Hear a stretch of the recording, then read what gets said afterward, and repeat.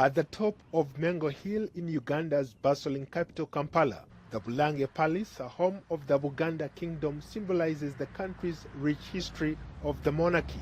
The Buganda Kingdom is one of the 4 Ugandan kingdoms and perhaps the most influential. Politically and strategically, cultural institutions are not supposed to have any real political power. But Buganda, with a population of nearly 12 million people, is more than just a cultural institution. It's a political force.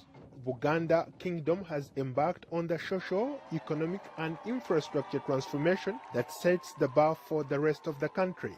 Charles Peter Mayiga, the Prime Minister, or commonly known as the Katikiro, has been at the center of development programs. Katikiro Mayiga is visiting the Washington, D.C. area to meet and mingle with members of the Buganda community from different parts of North America. His mission is to meet and listen to the king's subjects and then report back to the king.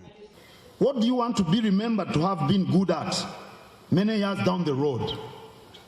People in the diaspora, do you realize that in order to protect, promote and sustain our culture, we need to be economically sound? Do you realize that?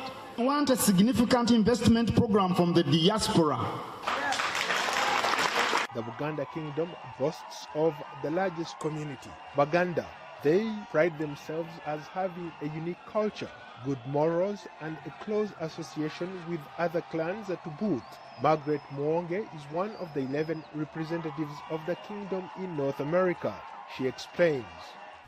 Kabaka, he's what I would call the custodian of the sacred trust of Buganda. He does not come in to rule over the people. He comes in to mingle and look at his people and direct them and inspire them. He does not give them orders. What he does is to listen, and that's why he deploys all of us everywhere in diaspora to go and listen to what his subjects want to do, how they feel and how they're getting on, what challenges they're facing, and then report back to him. The Baganda were instrumental in the current Ugandan President Yoweri Museveni's rise to power 33 years ago. Museveni based his 5-year guerrilla struggle in the kingdom's heartland in Ruwero. Since then, the Baganda have supported and helped him to stay in power. But a simmering dispute over land and power between President Museveni's government and Buganda Kingdom has persisted for a long time. Kabaka Ronald Mwenda Mutebi wants more autonomous control over resources in his kingdom, such as land and taxes. But the government says the king is only a culture figure and must steer clear of politics. The disputes over land and power with Buganda sparked violent protests in 2009 that killed dozens of people.